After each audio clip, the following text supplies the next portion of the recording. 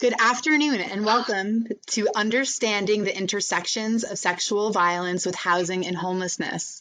Today's presentation will be by Gabriela Celeiro, LCSW of the Morris County Sexual Assault Center.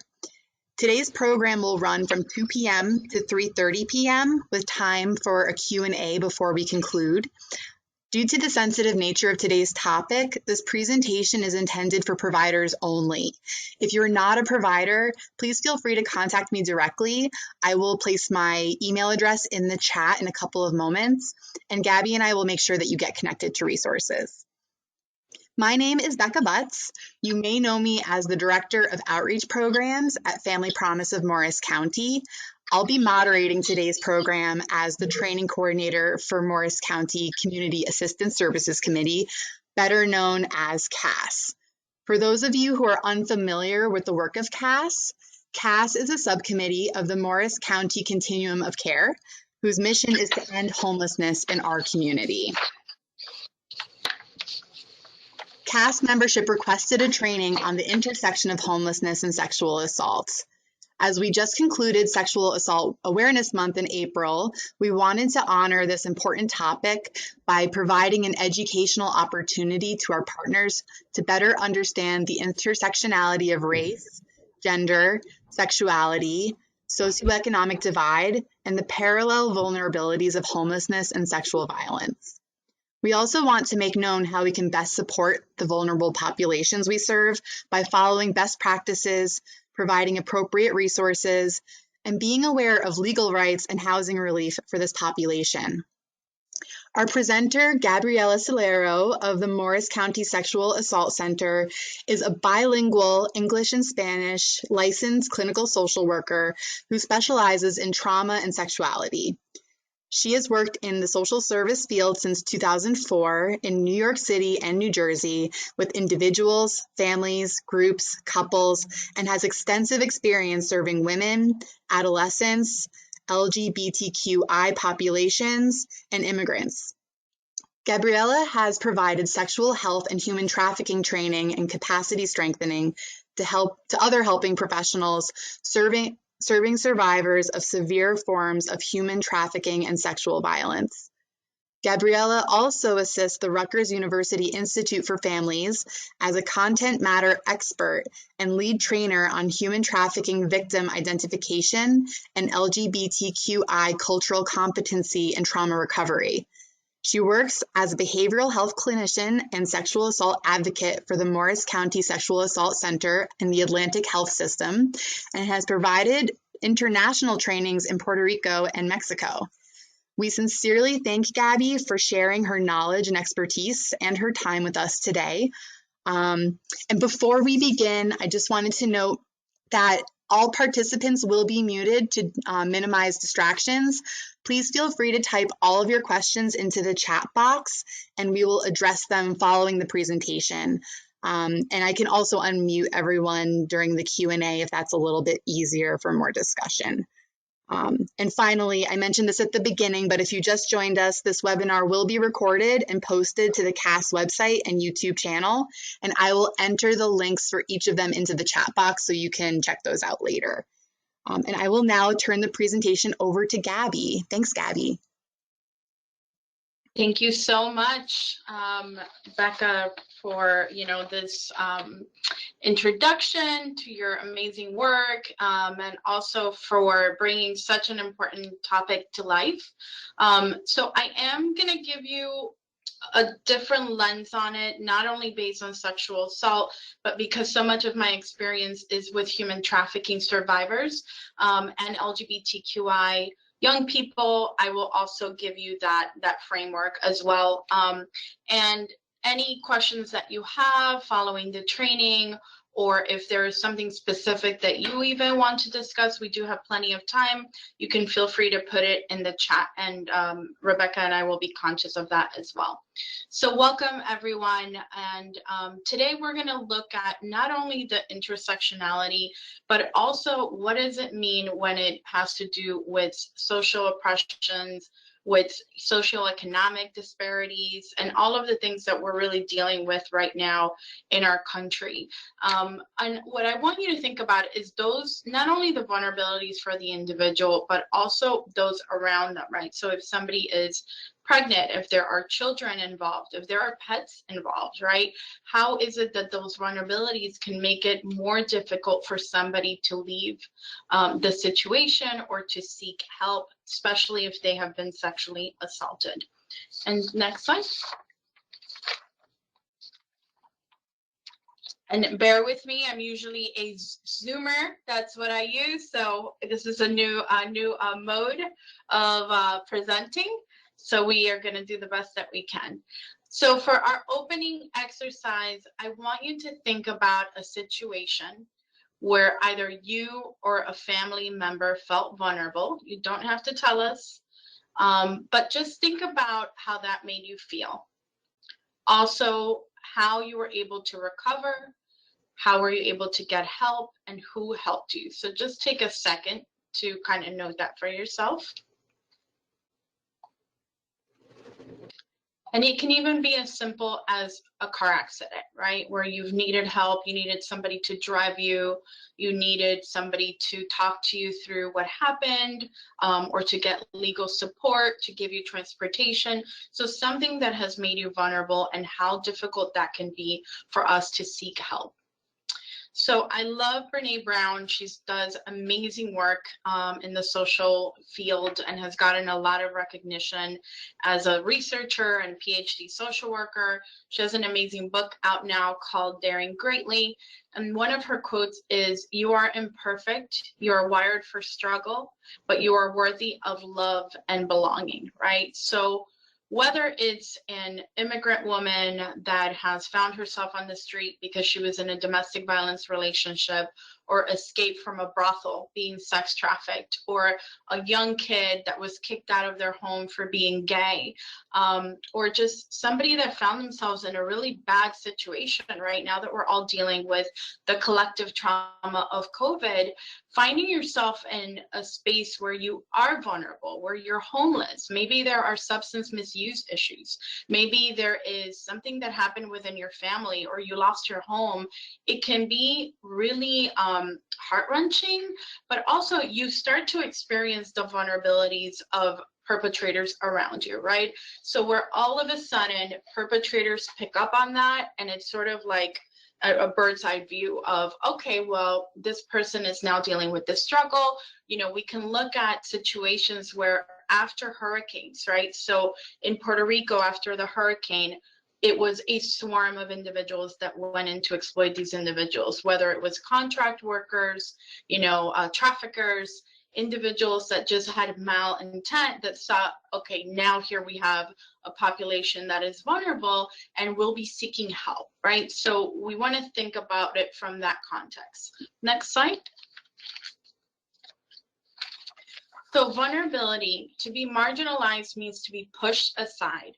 It is there at the edges that perpetrators of sexual violence often seek their victims, counting on social blind spots to protect and perpetrate their transgressions. So an example of this, when I had the pleasure of working in New York City at an after-school drop-in center, many of the young people would come in, they were homeless. We actually had a little washer and dryer for them. We had a shower, food pantry, clothing that was donated. And so as they came in to take a shower, get dressed, get a warm meal, they would say, you know, Gabby, last night when at the Covenant House, they ran out of beds. And when I left, there was a pimp that was circling the shelter and offering us to go to the diner for hot food, you know, a hotel room for the night, even a bottle of alcohol. And it's so hard to say no when you literally have nowhere to go, right? And you know that if you're going to be sleeping at Washington Square Park, somebody can rob you, somebody can try to rape you. And so these are the push factors, right? These people are vulnerable, they're in those situations, and then the perpetrators are circling, right? And we do have a video that we're going to show, and it's of a young lady that is talking about being pregnant and being homeless. I will say the language is, not PG-13, but those vulnerabilities of saying, I know I'm going to have to engage in survival sex, or I'm going to be sexually assaulted because I'm homeless and I'm vulnerable. So Rebecca, I don't know how easy it is for you to switch to the video.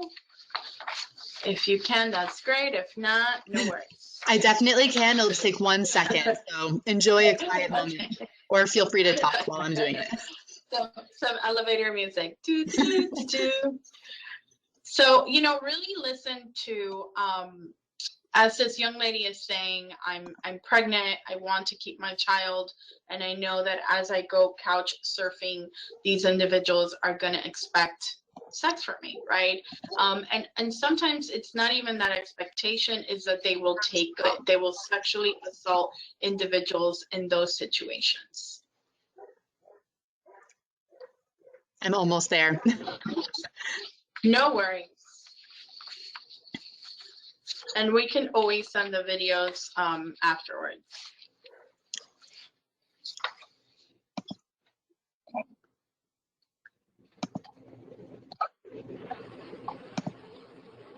I'm just dealing with YouTube pop-ups, but it'll be ready in just a sec. Oh, that's right. No worries. And in the chat, can you actually let me know how you come in contact with victims of crime, or what your position is, just so I know who's in the room?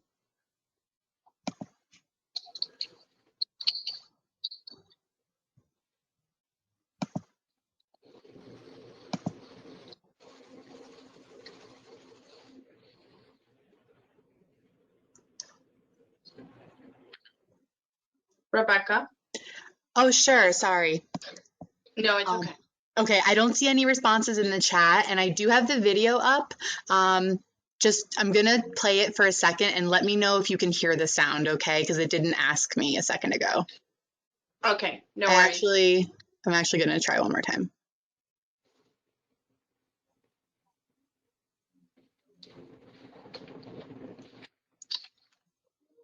Thank you, Allison.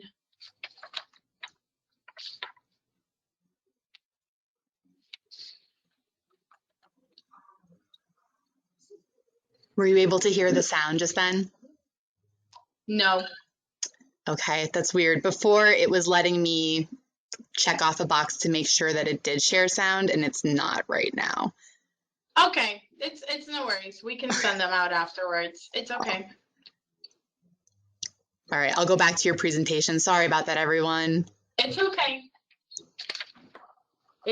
We're all learning these new systems. So welcome, Anthony, Community Outreach Officer at the Sheriff's Office. Okay, so you're definitely dealing with homelessness.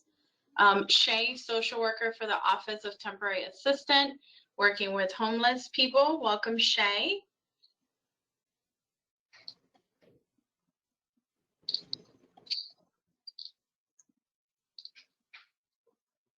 Okay, I have the video now. Okay, here we go. No worries. On the bus, wearing my school uniform, and a man brushed. When I was about 13, 14 years old, I remember coming back from school on the bus, wearing my school uniform, and a man brushed his hands up against my leg and then put his hand in between my legs. I didn't say anything, and that's part of me thinking, this is your fault. I deserve this. I can control the length of my skirt. Maybe it won't happen again. I was first raped when I was a university student. Well, I denied it for a whole year that I'd even got raped, that this had even happened to me. I was able to keep a strong exterior, but that might not have been the most healthy option for me. I was overdue a breakdown, and so when it happened, everyone was like, what? We thought you were successful. You were going to university. You were doing so well. Even if I can go through the normal paces of life, put on a smile and show everyone that I'm happy, I'm successful, I'm doing well. In the back of my head, I feel so sick, ashamed, and defined by my experiences. And I think, will there ever be a time that I won't have these nightmares, these flashbacks being triggered? You're transported back to the heart of the event. It can be any small thing that reminds you of it, if it's a loud noise, if it's the feeling of someone accidentally brushing up against you on the tube. And all of a sudden, I am reliving it, and it is happening to me again. So my body does tense up. I'm cringing with shame, and I can taste spit that isn't my own. It makes me want to throw up. I was embarrassed to answer people's questions like, why were you alone at that time of night? Didn't you fight back? What were you wearing? I was always colourful and playful with my fashion and how I dressed. I started to doubt that part of myself. I started to think that I was being provocative. And so that whole part of my identity was taken away from me when I was first raped.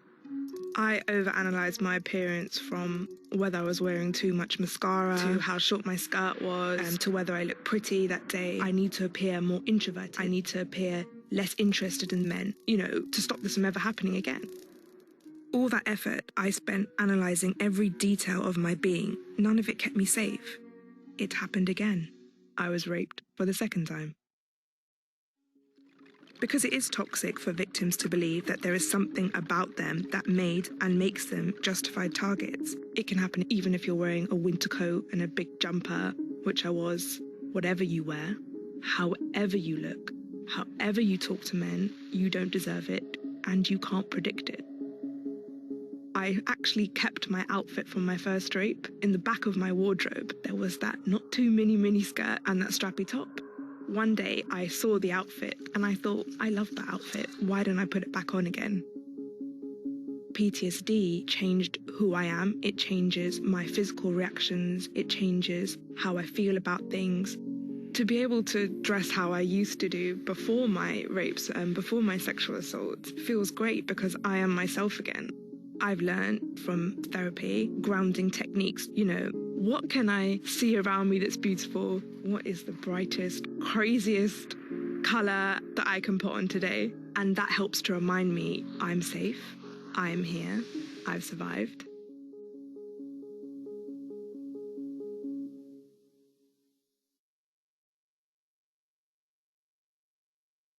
Thank you so much, Becca. So if we can acknowledge the fact that somebody that has experienced sexual trauma, it is in this sort of violence across the life course, right? So it can start with childhood sexual abuse. Maybe there is an incident when they are teenagers. There may be then coerced into the commercial sex industry. Maybe they leave that and they go into a domestic violence relationship, right? The fact that the brain is already experiencing that PTSD and that trauma, a lot of times the perpetrators don't really have to do a lot to get the person to be vulnerable again. Just the thought that they are in danger, right? Just the thought that maybe their friend said, hey, you're staying in that person's couch, or you're staying in that shelter where that person is and they've assaulted me. Or when I stayed, under that bridge in that spot, I was robbed and assaulted. The body already goes into that sort of 911 response system and says you're in danger, which takes the prefrontal cortex offline and makes it difficult for people to seek help, right? And to understand their environment. And I think many of us are aware of that. We're aware of, the neurobiology of the brain. And certainly if you want to learn more about this, the New Jersey Victims Assistance Academy does free trainings on this. But just those added vulnerabilities that this is not happening in an isolated incident, right? And I know for me, certainly a lot of the LGBTQ young people that I worked with would say, Miss, I don't want to go to that shelter, because I know what's going to happen. They're going to make fun of me for wearing a wig. I'm going to get harassed in the bathroom. My stuff is going to get stolen. And so they would rather put themselves in situations where they're hopping, from hotel to hotel with their friends, or getting on a bus and going on a tour, than to be in a shelter or to be with the foster care system, right? So those added vulnerabilities really make it difficult for people to seek help. Next slide. Okay, so what is the connection, right? A lot of us, I know, anybody that has funding right now through the Department of Women is having to do a lot of training on race and the impact, right? Because of everything that's been happening in our field, in our society, around the world. So what is that connection, right? Let's take a look a little bit deeper at those vulnerable populations, individuals with disability, people of color, LGBTQI, right? Even women and girls that maybe are pregnant, or young boys of color that are having to put themselves in difficult situations to survive. Next slide. So some of the housing concerns is that maybe they are unsafe at home, right? So if the perpetrators are in their home, it makes it an unsafe environment, right? So how many times have we heard people say, you know, my stepfather was abusing me, my mother was on drugs, I left because it wasn't safe, or people didn't believe me. And so those situations make it that they're not able to go back into their home environments. Also, they may feel safer somewhere else. Maybe they're trying to avoid triggers of their past trauma. And some of the barriers for housing can be the financial concern and also risk of homelessness. And, you know, for those of you out there that I see on the chat, thank you for introducing yourselves.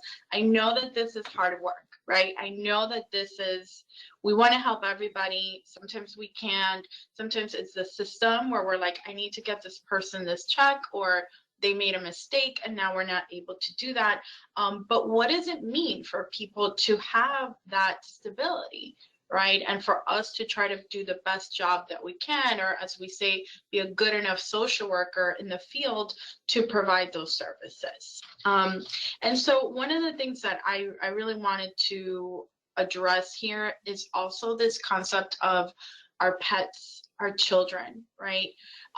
Also other survivors that may be in the home. So this can make it difficult for people to seek help because maybe the pet is being taken away from them, they're being threatened with their children, and also if they are leaving maybe a sibling, right, in that home that is also being assaulted, it can be hard to leave because of that guilt as well. Next slide. So with sexual violence, we are looking at the fact that 92% of homeless mothers have also reported childhood sexual abuse.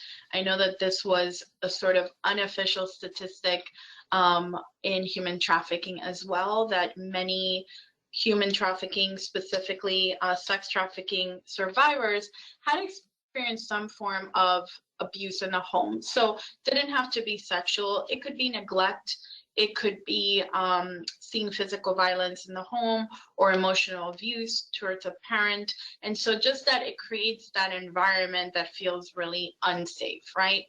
And the rates of victimization, so 97% of homeless women have reported having mental illness, also 27% of homeless men, and these are increased intersection oppressions. And when we are thinking about, you know, people with disabilities, LGBTQI individuals, they face that risk, right, that higher victimization because of their vulnerability. So especially if in society we're saying, you know what, you don't belong here, or you know, you're an immigrant and we're not sure how to provide you services, or we are looking down on somebody, it can be difficult for them to seek that support. Next slide. So let's think about some considerations in terms of systemic oppression, and we can also look at it from the lens of COVID-19, right? I know certainly I'm mixed, and I do have family that lives in South America and Colombia, and they are really scared, right? Because many of them are not able to work, they're not making money. Some of them are afraid that they are going to lose their job if they don't go to work, if they're vulnerable. In America, we have had a lot of support in terms of that. But let's think about the people that have been able to quarantine and maybe the people that haven't, right?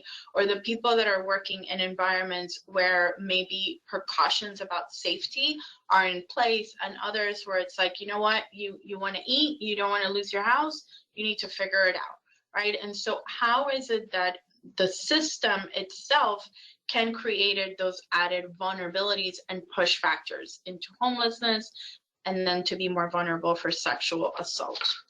Next slide.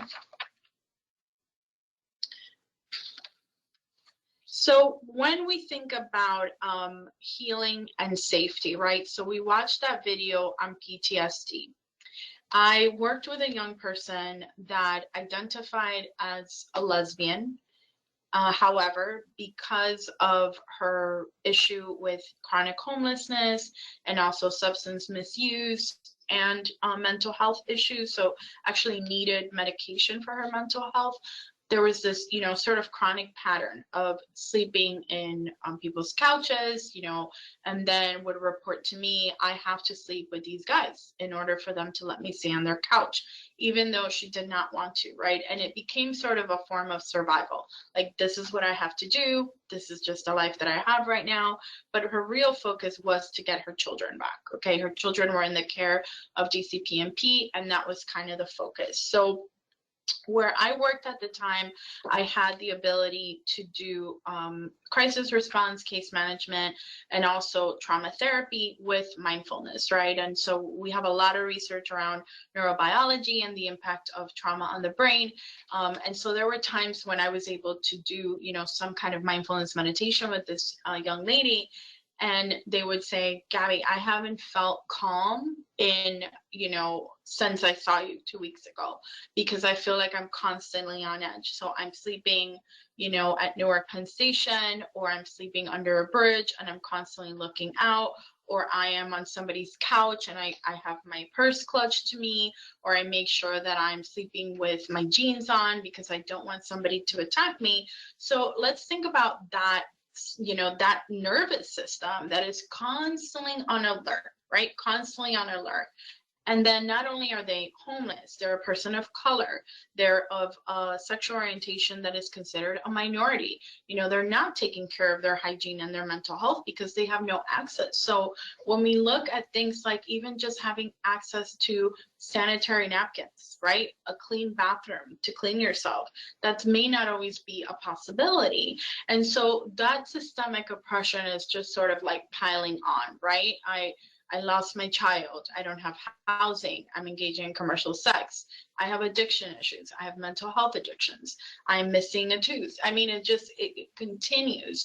And so when we think about those marginalized groups, they're often underrepresented in the services that we need to provide, but overrepresented in terms of, the system, right? So it sort of becomes that concept of course, we've already helped her. Nothing else is going to help. They've already been in that shelter. They've already done this, which can also start to cause some of that chronic, compassion fatigue for us, right? Where you say, oh God, here comes, Billy again. And they've already, ran away and then come back, or they're back in the hospital for, alcohol, whatever it is. But it certainly can create that in us because of that systemic oppression. Next slide. So systems of oppression give greater social power to some people over others based on race, gender, sexual orientation, ability, and other aspects of identity. Working towards a future without sexual violence means that advocates, survivors, and communities need to respond to complex and layered reality that centers in the needs of survivors, right? So the most marginalized, the most silenced, and the most unseen. Next slide. So young women between 1995 and 2013, age 18 to 24, not enrolled in college, were 1.2 times more likely to experience rape or sexual assault than were women in the same age group attending college. So our education specialist, who is unfortunately no longer with us, but would usually be doing this presentation, has done a lot of work in colleges, right? And we saw that as a target population. We've sort of been conditioned that, you know, you get your rape whistle your first day of college and be conscious, be aware of parties. But the reality is that that intervention needs to start earlier, right? And so we at the Morris County Sexual Assault Center have done a lot of trainings and are going to continue to do them in middle schools, high schools, like really talking about consent and those vulnerabilities early on so that young women are aware. And it's, of course, all too common. I think all of us know this in terms of that population as well. So Becca, if it's not too hard, if you could show the video about the young lady that is homeless and pregnant. No problem. Coming up. We're ready to run a theater show together after this. That would be awesome.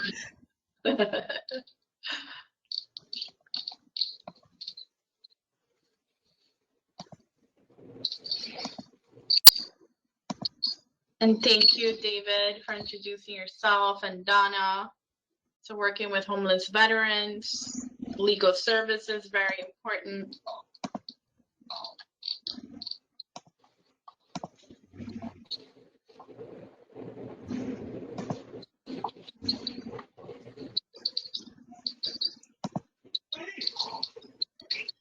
And as we go through the training, if there are any additional resources that I did not mention, please feel free to send them to Rebecca so that she can send them to the rest of the group, or you can also put it in the chat if there is something specific that you're providing. So again, the language, not PG-13 at the beginning. I apologize about that. We're here in St. Paul. Yep. You're out here homeless. You're pregnant. Tell me about it. I've been homeless for 2 years. Staying at the Dorothy Day Center, couch hopping. I hate couch hopping because most of the time it's guys that I gotta go stay with and they think I'm gonna be some living pussy for them. That's never fun. You gotta sell yourself so you can be able to make it. Don't even know who my baby dad is. Most of them, the possibilities are either like wannabe drug dealers or gangbangers, and they don't want a kid, and I don't believe in abortion, so trying to make it on my own. I got people always trying to fight me, want to stress me out. Like yesterday, I thought I was having a miscarriage. I went to the emergency room, told me that my baby's okay for right now, but it could be a possibility that I miscarriage, and that's not good. I want to keep my baby, I want to be healthy. I want to get my son back too. But it's hard. It's really hard. Is anybody helping you? I have a few of the staff inside at the Dorothy who are trying to help, but man, I've been here for 2 years. I came down here when I was 18 years old. They should have been helping me a long time ago. Like, shoot, I think, like, I have a housing appointment on the 21st at 4. I got 4 of the staff here. I got some staff down at the Safe Zone who are trying to help me. But Safe Zone, they told me like last year in February that I was gonna be in a place, and I filled out the application. I went and saw the place. I went and paid the application fee, and I was denied. Like, they told me I was getting a house, and then nope, I don't get no house. And trying to be sober, drug of choice happens to be weed. You know, that's not good for babies. Gives them a low birth rate. Cigarettes really aren't that good either, so we're gonna put that away maybe for later.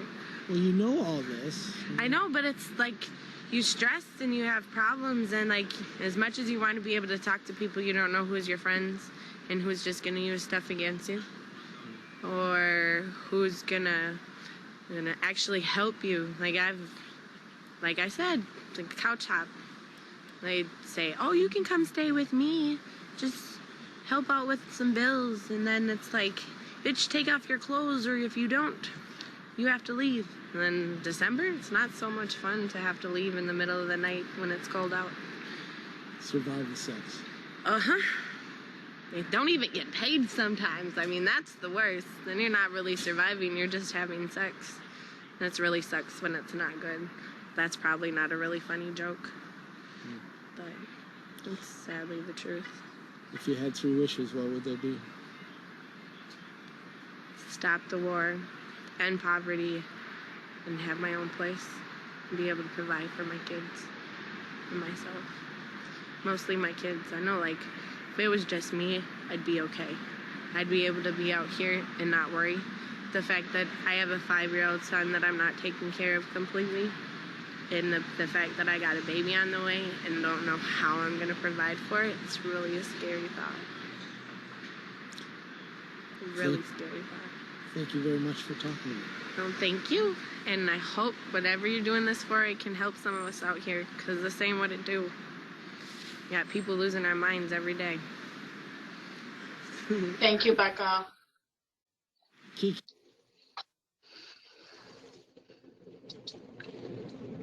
It's so interesting that you're asking somebody that is in an extremely vulnerable situation, and what they say is, I want to end poverty, I want to end the war, I want to, help my children, right? So they're still having that altruistic feeling, but recognizing that, yes, they get stressed, and so they're using substances, they're doing all those things. And, all of us know too well that sometimes it could be this one little guideline that they don't meet, and then we're not able to provide that support. And how challenging that could be, right? And of course, we know all too well what can end up happening if they're having, children and they're not able to provide, and now there's another child that's being taken away. And I find it so interesting that she also said, if it was just me, I wouldn't worry, right? But it's because of the child and being pregnant. So we're looking at really a deep amount of disassociation. That it's also, I can kind of disassociate from my environment and go into survival mode. Next slide. So with people of color, of course, there is disproportionate poverty. This leads to unsafe housing, right?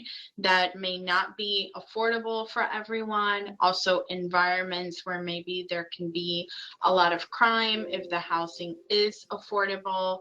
And another statistic that we often don't talk about is that Native American women are especially 50% more likely to experience sexual violence if they are homeless, right? If they are being displaced. And if you're interested about this, the National Native American Resource Center has done amazing work during COVID, providing free trainings online. And so they really talk about that, right? So those added vulnerabilities for individuals of color. And also 76% attributed their sexual assault to lack of having a safe situation. So you just heard Kiki say, it's the middle of the night on a cold December night, and I'm being told, take off my clothes or you're going to get kicked out, right? So it's that decision. Do I do this and disassociate? Do I just survive? What does that mean? And then the other piece that she said, which was interesting, is that there isn't always that money exchange. So it's not necessarily that she is going into it, with that mindset. It's really about survival.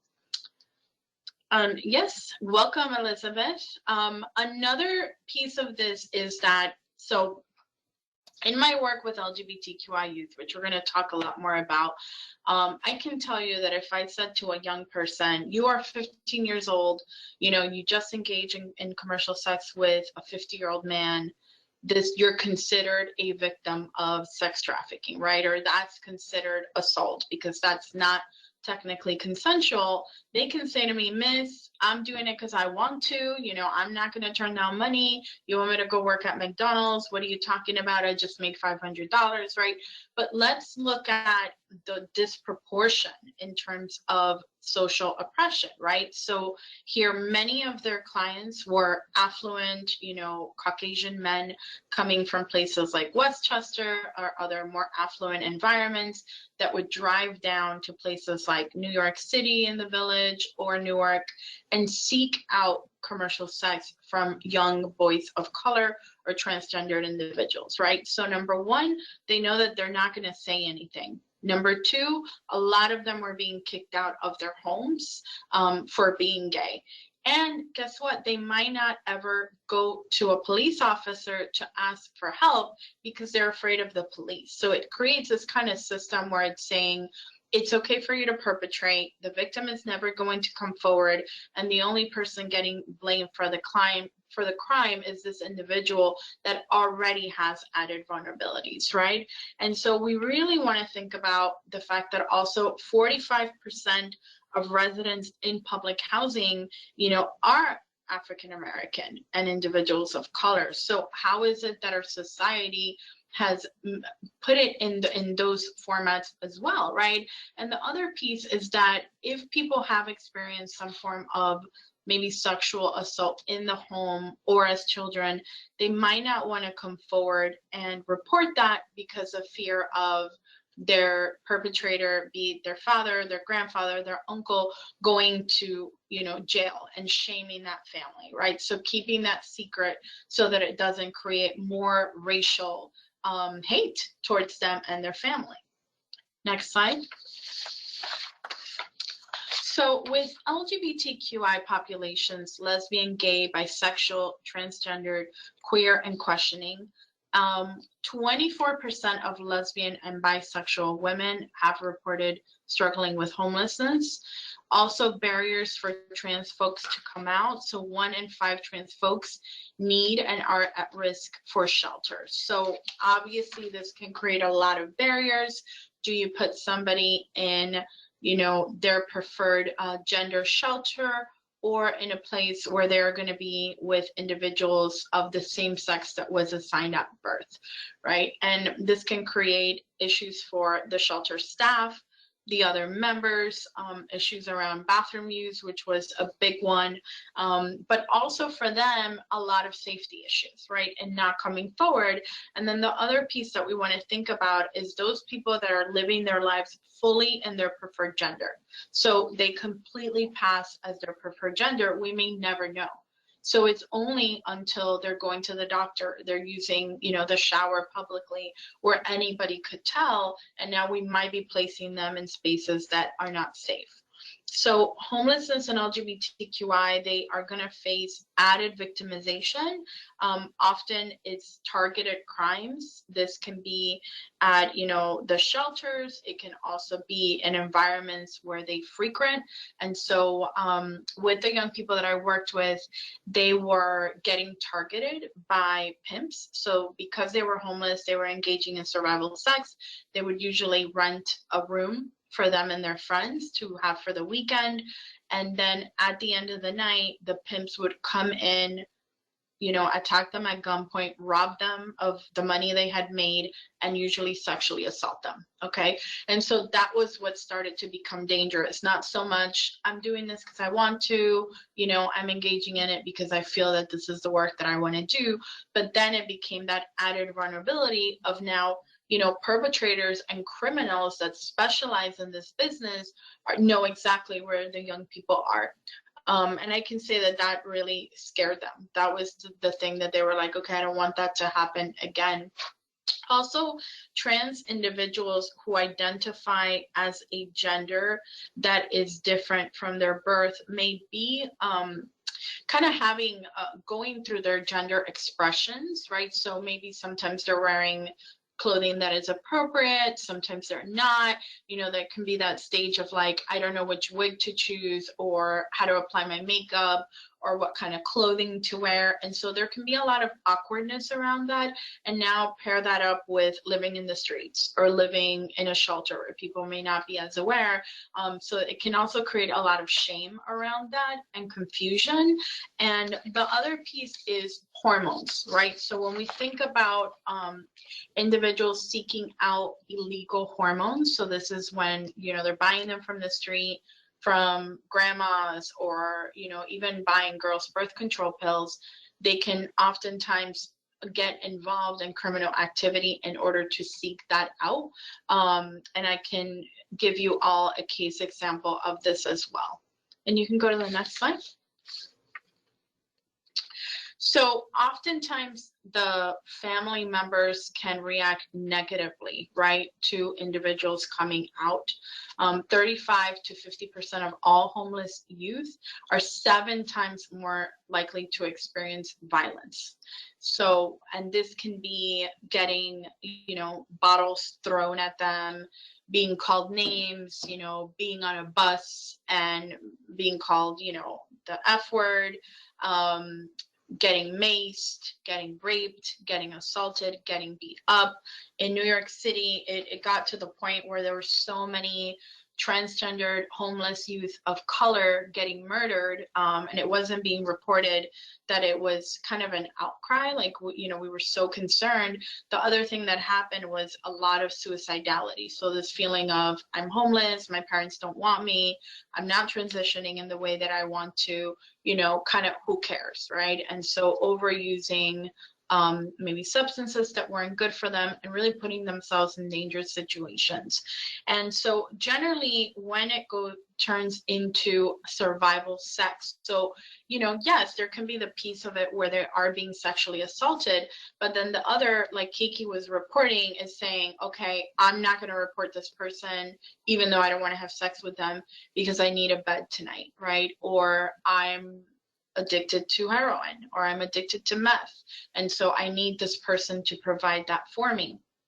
So one of the cases that that we worked with was a young person that had been kicked out of their home for coming out as gay, and then as they were sort of chronic runaways, they then started to transition. And so while in the streets, engaging in commercial sex, you know, using substances to very, very high risk degrees, we're also transitioning, right? And so remember, they haven't gone to the endocrinologist, they're not getting their blood tested, they're not being provided the appropriate hormone levels, or, you know, testosterone blockers, whatever it is. So it would be coming in a terrible mood, you know, coming in a good mood, looking bloated, looking good. I mean, just kind of that interchange.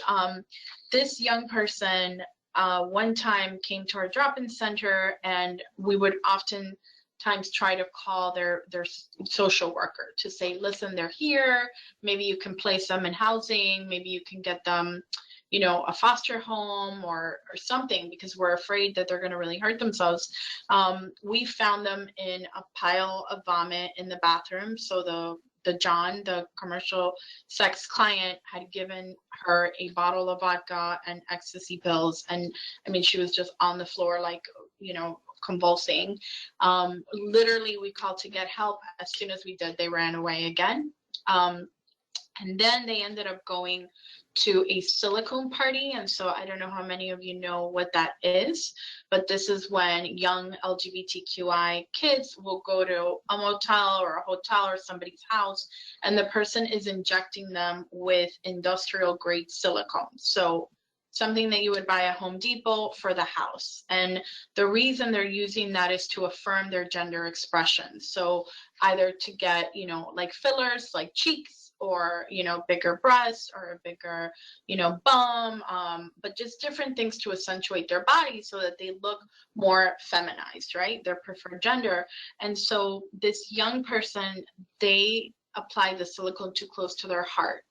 And so they ended up, you know, pretty much on their deathbed in the emergency room, extremely ill. And the father came into the emergency room, ripped the wig off their head, and said, no son of mine is going to wear a wig, and you effing Fs get out of the room, right? So even at this young person's basically death, right, the father is still saying, I don't like your gender expression, I don't like your friends, I don't like your sexuality. So again, this young person is probably not going to go home with dad, right? The same cycle will continue. So how is it that those push factors really facilitate the system where they can be chronically homeless? Next slide.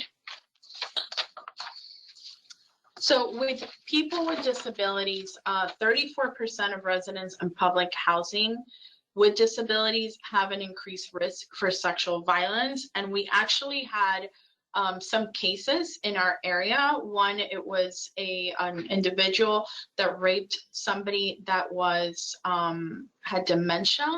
And another one was in a house, right, in a housing unit for people, for elderly people as well. And so that this can happen a lot. I know from the human trafficking perspective, this is also something that gets exploited. There was a huge case where individuals with disabilities were working at a turkey farm and for years. And finally they, somebody sought justice and they were able to get money back for the work that they had done. But because they're usually not going to report, they may be confused, a lot of that behavior may be normalized, they usually don't come forward, which makes it so that the perpetrators can say, okay, well, this individual will probably not talk. And even if they talk and they go to court, their statement may not be as valid, right, because of their disabilities. And, certainly from the point of view of LGBTQI and survival sex, we had young people with disabilities, deaf and mute, and the perpetrators would maybe pay them $5, pay the other kids $500, or have them do things that were really unsafe, right? And this individual was kind of just following the crowd and not really knowing. And so we know that this is exploited a lot. And there have been studies where, pimps, for instance, will say, I look for the girl with the disabilities, pretty, but with a broken arm, maybe is unable to talk properly or has learning disabilities, so that they're seeking out those disabilities in order to exploit them. Next slide. And if anybody wants to share anything specific around this topic, please feel free to put it in the chat as well. I am monitoring the chat. Okay, so with homeless youth, we really want to think about sort of that chronic runaway. There was a movie that they did called American Honey, and it was kids that were going around selling magazines, traveling sales crews. And so they are often chronic runaways, right? And they may end up in a different town completely and call to seek help and say, I just need a ticket to come home. But a lot of times the perpetrators will know, okay, they won't have access to their documents. They won't have access to money. If we leave them somewhere strange, they may not be able to seek help. And so the added vulnerability in terms of their age as well. Next slide. So runaway youth, 61% of girls and 16% of boys report sexual abuse at home as a reason for running away, and 46% of young adults reported running away due to rejection of their sexuality, right? So that higher rate. So Becca, if you can play the 41% homeless video and see if you can start it at like 6:40. Will do. Thank you. So this is a TED Talk, and you'll get the links if you want to watch the whole thing. But they are talking about individuals that are kicked out of their homes. Some of them are sent to conversion therapy, right? And how violent those things can be. And then maybe they're put in a situation that is more vulnerable because of their sexuality. And they can also feel that being exploited is sort of the only thing that they're able to do. And so in the TED Talk, they're really asking us, what can we do as helping professionals to help? And, certainly I know for me, it was really frustrating when I would see a young person that was putting themselves in so much danger. And we did a lot of harm reduction around it and said, be careful. People know you have money. People know where you are. Or, right now with the epidemic that we have with fentanyl, that, young people are buying drugs that are being laced. And so they're having ODing, instantly. And so really thinking about those point of views. And I think I saw somebody that is a sexual health individual. So thinking about harm reduction from that point of view as well, because the reality is young people are doing it, right? They're going out, they're putting themselves in danger. How can we keep them safe in those situations? And psyche, when Mila was going through, she was conditioned to hate herself, so she ran away from that place. But she could never run away from who she was. She ended up in a cycle of hunger and homelessness and survival sex, and then she became addicted to drugs just to get through the day and be able to make it. So many of the things that are done to LGBTQ young people in the name of loving them, in the name of helping them or healing them or delivering therapy to them or protecting them are actually punishments. We are still punishing LGBTQ people in 2019.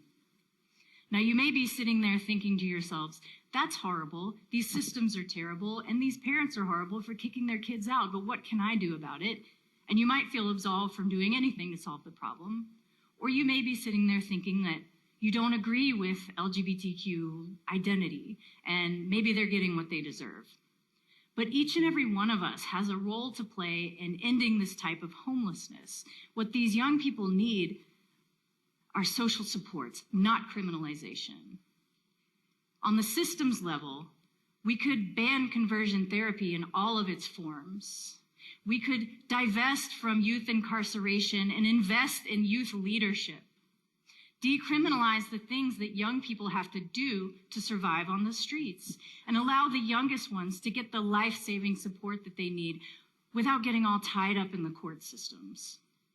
Allow the young people to tell us where they would feel safest and most protected, rather than forcing them into isolation or forcing them to live in gendered spaces that don't match their gender identities. Public policy around these issues should be shaped by the young people who have to live with the consequences of the policies. We need to expand our definition of homelessness to include couch surfing, or honestly to cover any young person that doesn't have a stable nighttime residence. A young person should not have to sleep on the street in order to get help. The longer they're out there, the worse it is for them. So on the individual level, make room for LGBTQ young people to tell you who they are and believe and support them when they tell you. If you can do that, you might make an excellent foster parent. But a word of warning, in South Carolina, you could be turned away by state-funded agencies on the basis of your sexual orientation or gender identity or even religion. Support, celebrate, affirm, and love the LGBTQ people in your lives and in your families. Make that the rule and not the exception. We can start by saying, I love you and I love all of you. I love you and you are exactly who you're supposed to be. I love you and I see you.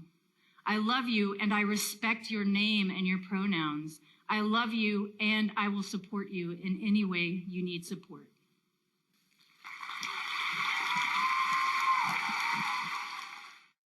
Thank you, Becca.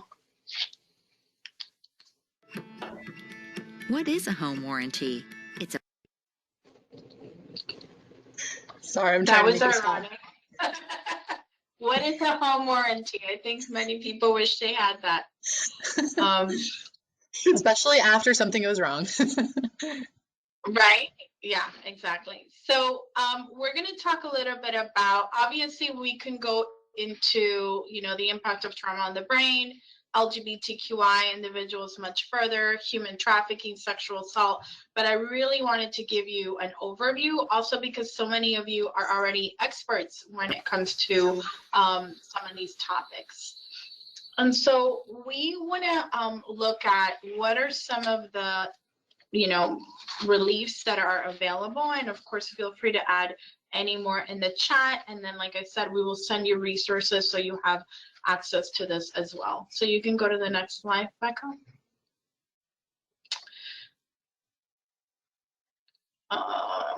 You can go to the next slide. Okay. So survival sex for young adults experiencing homelessness is often a form of coercion.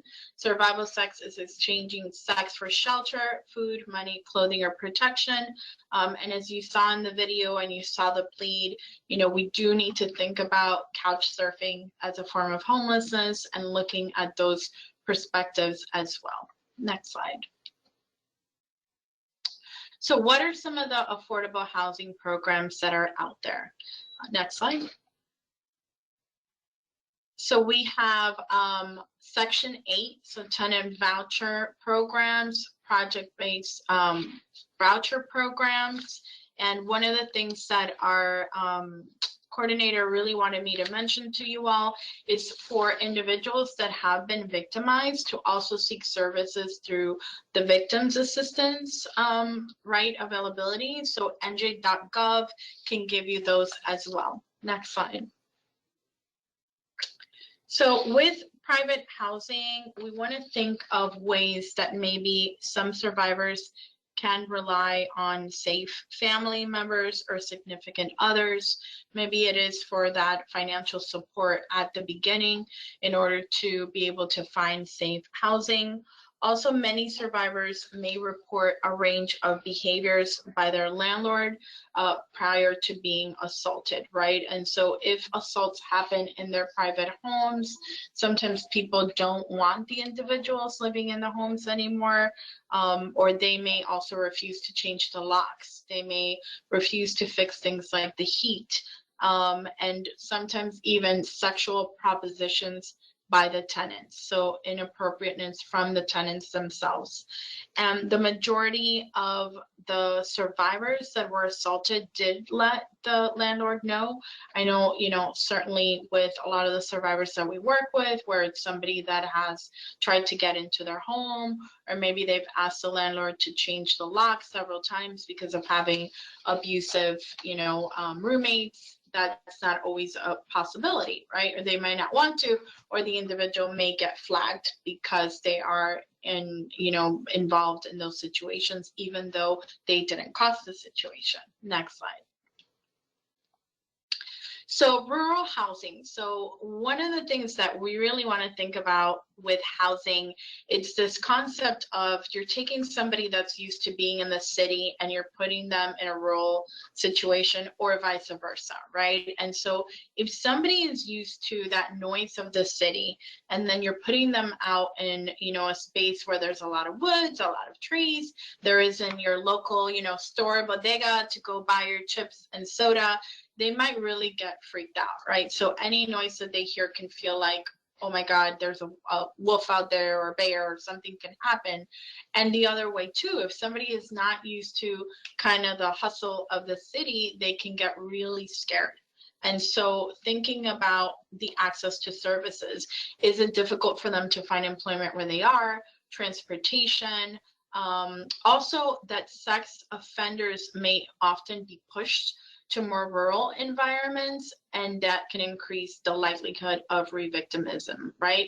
And so thinking about the places and where we are able to place individuals, I, used a nun's house in Caldwell to place people for a little while that were, brought in from other countries, didn't speak English.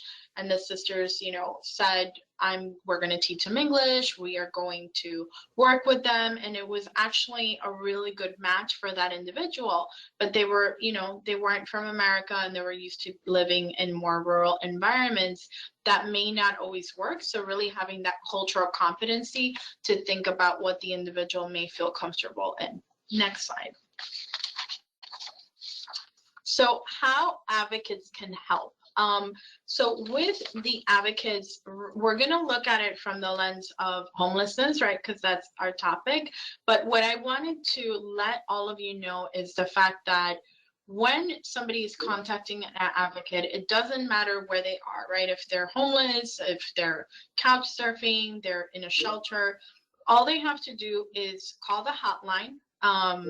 They can activate SART, so the Sexual Assault Response Team. Usually it has to be within 5 days of the assault. and then the advocate would kind of guide them, right? The same nurse does have to be involved, so for the forensic exam. However, if they do not want to go to see a police officer, they do not have to. They don't have to report it. If it happened, you know, a month ago or a year ago, and they now want to report it to the police and it goes to court, they are able to have a sexual assault advocate at the court or at the police station. All right. And so that support is provided because of COVID. We are doing a lot of things remotely right now on the phone. The police stations, many of them have reopened, but a lot of the advocates are providing support via phone, iPads, you know, on video, but really virtual because of COVID.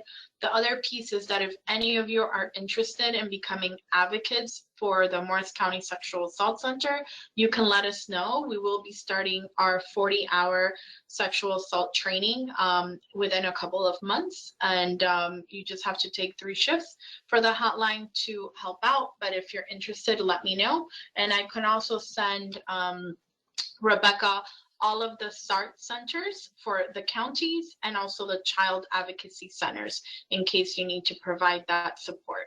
And so they would get free trauma therapy. They would also get access to support groups. So I provide the bilingual trauma therapy specific, and then I also run a Spanish support group for survivors, an LGBTQI support group for survivors, and then we have an open support group on Wednesdays where it's really peer-led.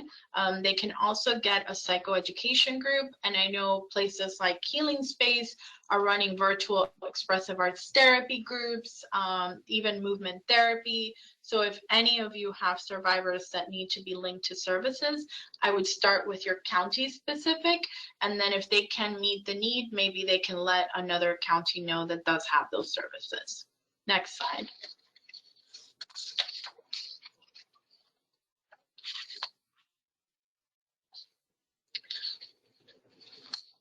Becca, can you go to the next slide, please? I did. I'm having a little issue with the screen sharing because someone's sending me messages in It's okay. So I'll fix that in just a second. I'm so used to having like a remote live where I'm like, next slide, next slide. I've relinquished all power to you, Rebecca. I know, it's not easy. I trust you. I trust you. All right, I'm gonna have to stop for just 1 second. I'll bring it right back. No problem.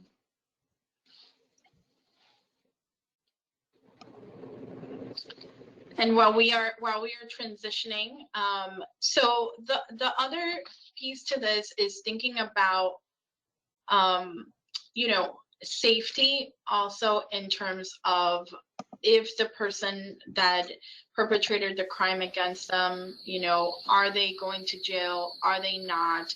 Will they run into them at the shelter or the place that they're living? You know, if they report them, does this mean that they don't have the housing?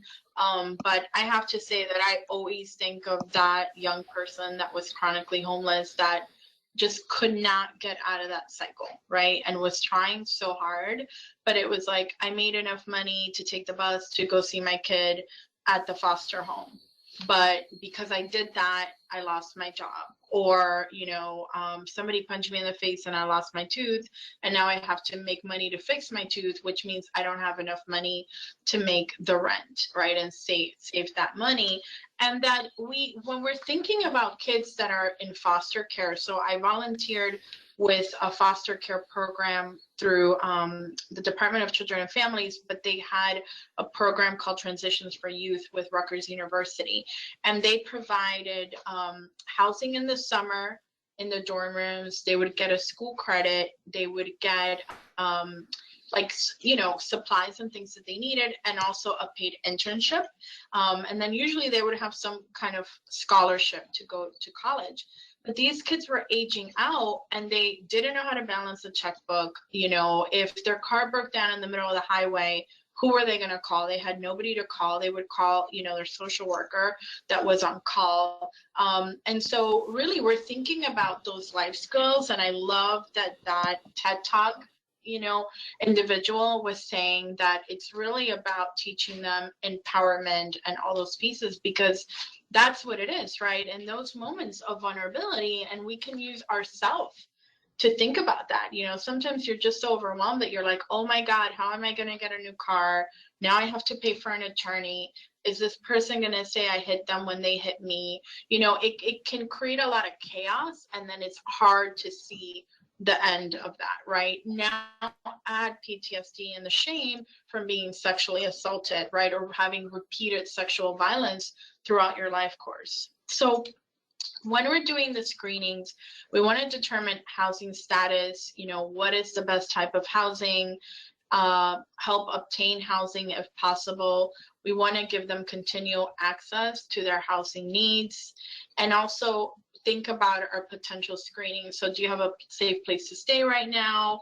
Is it free from violence and abuse? Did the sexual violence you experience occur in the home or near the home? Do you need to relocate right now? Next slide. So the agency supports some of the things that, people may need assistance with or advocacy with. And I know in our county, the Family Justice Center does have legal advocates available. It would be breaking the lease, negotiating a new lease, recovering security deposits, Section 8 housing options, and also applying for those additional benefit programs. So SNAP, WIC, etc. Next slide.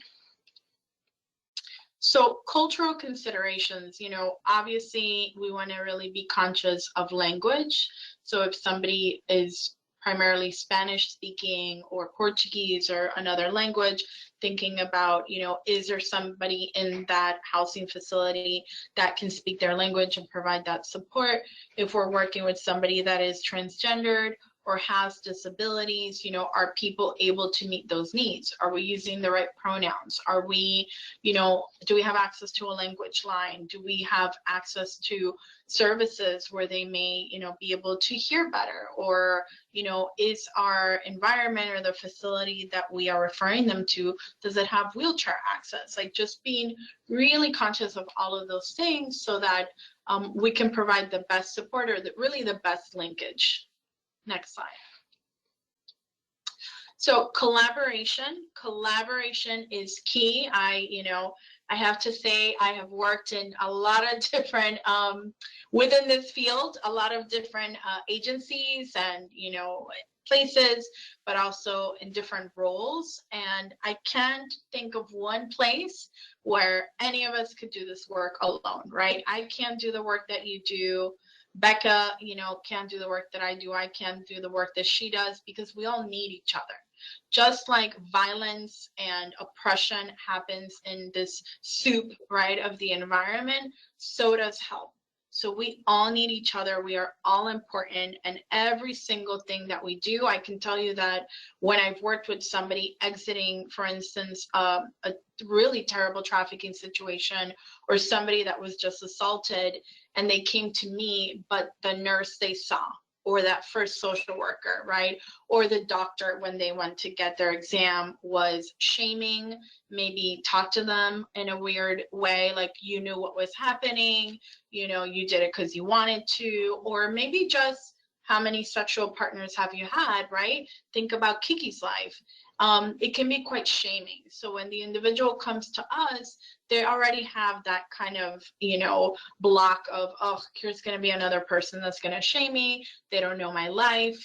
I will never forget, I had a young person that literally threw a table across the room because me and a teaching artist, so an art therapist, was trying to ask them what they wanted for their future. And they said, do you understand that my mom leaves the oven open for heat? We live in the projects. My mom does drugs. I walk over bodies of people that are ODing, and you're talking to me about college? How dare you, right? And it was like, I can't see beyond that. This young person had 3 scholarships to, 3 different colleges. So that possibility was there, but they couldn't see it, right? And maybe I couldn't get to them, but another person could. And so really us collaborating, I love to bring people together. This is why I think it's so important for us to share our knowledge and, you know, for people like Rebecca to do this work, because we need each other, right? And we need each other's services. So please, please be kind to yourself, be kind to each other, and collaborate. Next slide. So for legal information, we want to think about some of the ways that they can be protected, and also what are some of the immigration relief that is out there. So next slide. So Violence Against Women Act. So there are new protections for sexual violence survivors. They cannot discriminate based on victim status. There is emergency transfer assistance, lease, right? Verification. I can't say that word in English. I apologize. I can say it in Spanish. And then notice of rights for survivors, right? So because of the Violence Against Women Act, all of these things have been put in place. Next slide. So this actually just came out, and it allows the tenant to terminate a non-seasonal lease upon provision if there is written notice, right, that the tenant or the child faces imminent danger or physical harm, right, and that they're able to remain on those premises. So that's really important. And you can go to the next slide, Becca. And so it was just launched, and you can go to www.housinghelpnewjersey.org. I'm sure many of you received the email or the toll-free number 888-691-3002, and they can also text Housing Help to 313-131. They have a Facebook page, Instagram, and so this is thinking about the network. So how do they connect residents? How do they connect them to housing counselors, and also other helpful resources, which is really wonderful. Next slide. And so these are the resources that you'll have available: the Guide to Affordable Housing, how to find your local PHA, the HUD's rule, and then I will send Becca those additional links of some of the videos that we watched. Also, if you want to find your local SART centers, they'll be under njcasahelp.org. And then the other piece to this is Covenant House also has an amazing report that talks about homelessness among LGBTQI youth, and then the added vulnerabilities. So thank you so much for being with me today. I want to leave some time at the end for comments or questions. And you can go to the next slide, Becca. And the last one with the resource. Beautiful. Great. So you have your references here, and then you'll also get additional links. So thank you so much. Thank you, Gabby. And feel free to look at the chat. I'm also going to, well, I'm pretty sure people can unmute themselves if they'd like to speak up for a question. Let me know in the chat if you're not able to do that. I'm going to stop sharing so I can copy the links into the chat, because GoToMeeting doesn't really let me click on other stuff. So that's why this is going away, and more information will come in the chat shortly. Beautiful.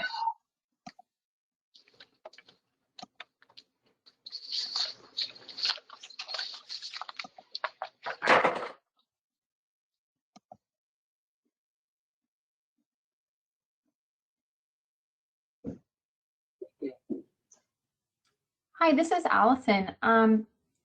Thank you, Gabby. That was really great. Can you hear me? Yes, Allison. Oh, thanks.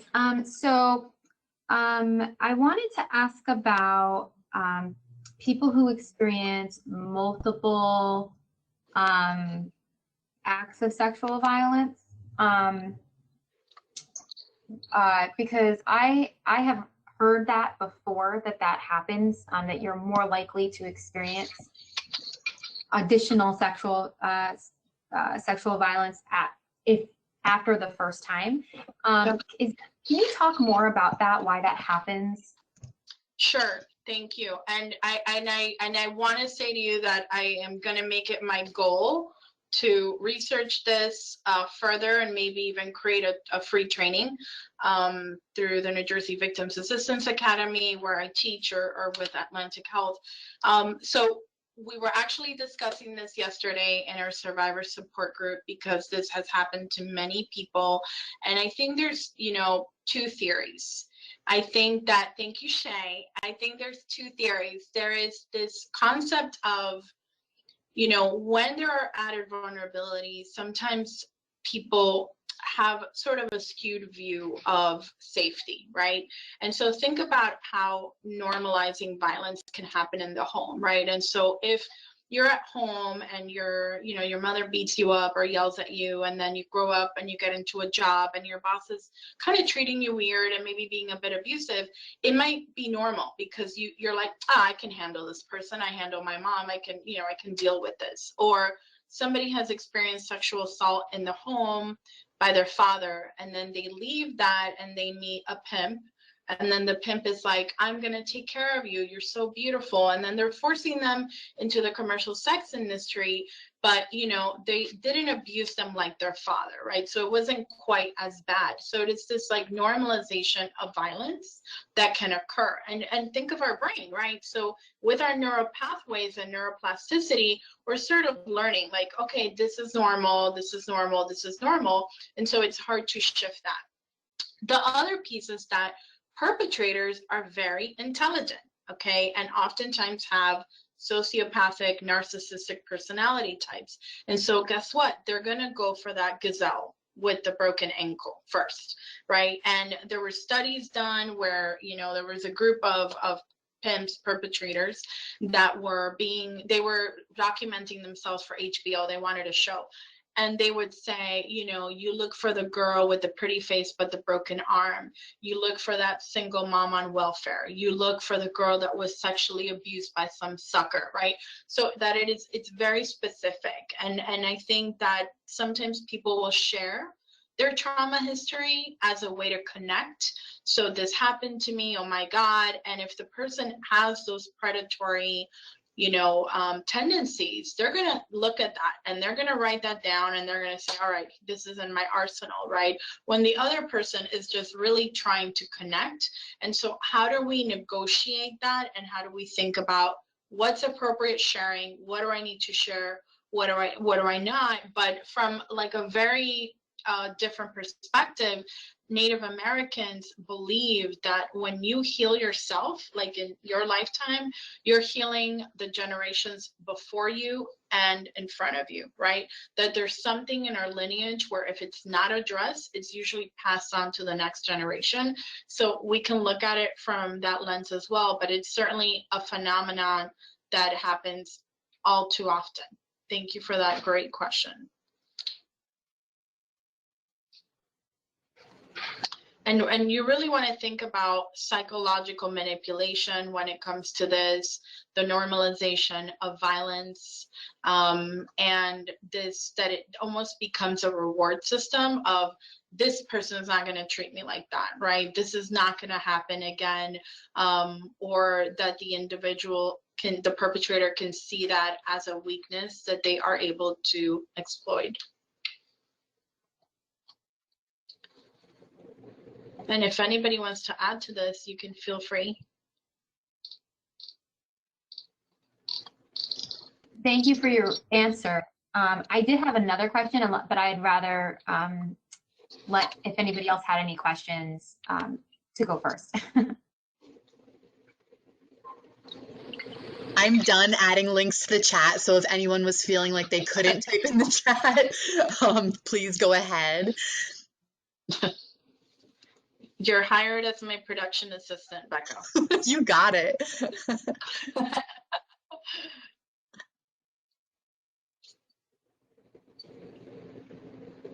I say go ahead, Allison, and if anybody else wants to put a message in the chat, we'll get to them next. It's actually a little bit more of a specific question about, on one of your slides, you had information about TBRA and project-based vouchers. And I kind of missed, and then you mentioned a resource, like a .gov resource, and I kind of missed that part. So I was hoping you could just restate what that was. Yeah, so I think the one that I was referring to was the new one that came out, and it was to help people with housing counselors so that they wouldn't be getting kicked out of their leases or are having to move out. I think that's the one that you were talking about. So it allows a tenant to so in New Jersey, and a tenant will need to provide written notice to their landlord saying that they are in imminent danger and that they need to stay in their current residence. So if it was regarding their safety. The survivor will also need to provide documentation of the violence, a certified copy of the permanent restraining order, law enforcement agency record, medical documentation of the violence, written documentation by a certified crisis intervention service, such as a DV or SV agency, right? So somebody like us could provide that letter, or other licenses from a licensed social worker. And the landlords are supposed to keep all of this information confidential as well.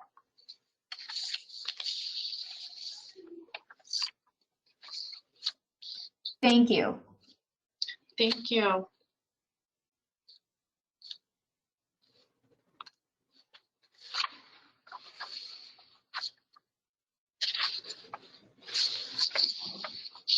And if anybody that is currently on the meeting wants to join your task force, how would they do that?